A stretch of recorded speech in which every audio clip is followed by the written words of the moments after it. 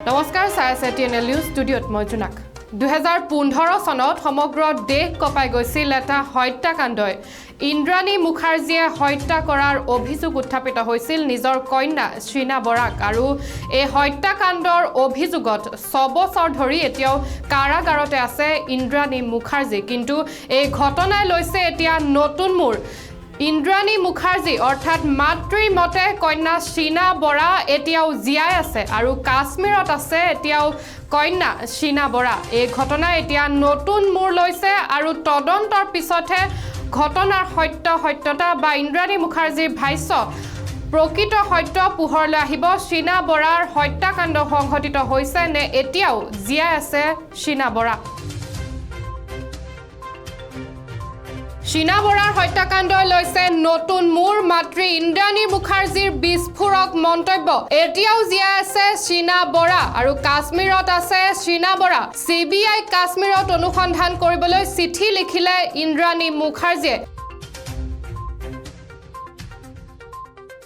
নিজৰ কন্যাক হত্যা কৰাৰ অভিযোগত এতিয়াও কাৰাগাৰতে আছে ইন্দ্ৰাণী মুখাৰ্জী যোৱা 6টা বছৰ কাৰাগাৰত আছে ইন্দ্ৰাণী মুখাৰ্জী 2015 চনৰ পৰা 2021 চনলৈকে নিজৰ কন্যা অৰ্থাৎ শ্ৰীনা বৰাক হত্যা কৰাৰ গোচৰত অভিযুক্ত ইন্দ্ৰাণী মুখাৰ্জী বৰ্তমানো আছে কাৰাগাৰত আৰু ইন্দ্ৰাণীৰ জামিন নাকচ কৰিছিল আদালতে 2020 চনত জামিন পাইছিল স্বামী পিটাৰ মুখাৰ্জীয়ে স্বাস্থ্যজনিত কাৰণত 2020 চনত জামিন লাভ কৰিছিল ইন্দ্ৰাণীৰ স্বামী পিটাৰ মুখাৰ্জীয়ে কিন্তু এতিয়াও নিজৰ কন্যাক হত্যা কৰাৰ গোচৰত ইন্দ্ৰাণী মুখাৰ্জী আছে জেলত আৰু সমগ্ৰ দেশ কপাই গৈছিল 2015 চনত এই শ্ৰীনা বৰা হত্যাকাণ্ডই আৰু মাতৃ কন্যাৰ সম্পৰ্কত কলংকিত কৰিছিল বা কলংকৰ সৃষ্টি কৰিছিল এই হত্যাকাণ্ডই কেনেকৈ নিজৰ মাতৃয়ে নিজৰ কন্যাক হত্যা কৰিব পাৰে বা আনৰ হতুৱা হলেও নিজৰ কন্যাক হত্যা কৰাৰ ব্লুপ্ৰিন্ট ৰচিব পাৰে এই লৈ চাঞ্চল্যৰ সৃষ্টি কৰিছিল সমগ্ৰ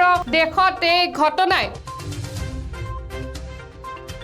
আৰু এতিয়া এই ঘটনাই লৈছে নতুন মূৰ ইন্দ্ৰাণী মুখাৰ্জীয়ে বিস্ফোৰক মন্তব্য কৰিছে যে নিজৰ কন্যা শ্ৰীনা বৰা এতিয়াও জীয়াই আছে যি কাৰণত ইন্দ্ৰাণী মুখাৰ্জী 2015 চনৰ পৰা 21 চনলৈকে জেলত আছে অৰ্থাৎ কাৰাগাৰৰ বাসিন্দা হৈছে এতিয়াও ইন্দ্ৰাণী মুখাৰ্জী সেই ইন্দ্ৰাণী মুখাৰ্জী এতিয়া শ্ৰীনা বৰাৰ হত্যাকাণ্ডৰ সন্দৰ্ভত নতুনকৈ মন্তব্য কৰিছে আৰু CBI এই সন্দৰ্ভত অনুসন্ধান কৰিবলৈ চিঠি লিখিছে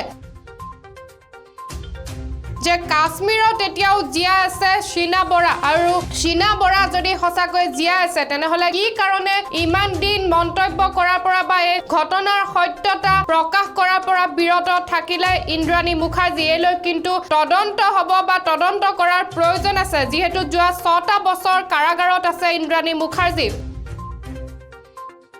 এটাৰ পিছত এটাকৈ জামিন নাকচ কৰিছিল আদালতে 2020 চনত যেহেতু জামিন পাইছিল স্বামী পিটাৰ মুখাৰ্জীয়ে আৰু এই ঘটনাই দেশ কপাই গৈছিল লগতে যেহেতু অসমৰ আছিল ইন্দ্ৰাণী মুখাৰ্জী আৰু সেইলৈ সমগ্ৰ অসমো কপাই গৈছিল শ্ৰীনা বৰা হত্যাকাণ্ডই ইন্দ্ৰাণী মুখাৰ্জী এতিয়া এই সন্দৰ্ভত বিস্ফোৰক মন্তব্য কৰিছে যে নিজৰ কন্যা শ্ৰীনা বৰা এতিয়াও জীয়াই আছে আৰু কাশ্মীৰতে আছে কন্যা শ্ৰীনা বৰা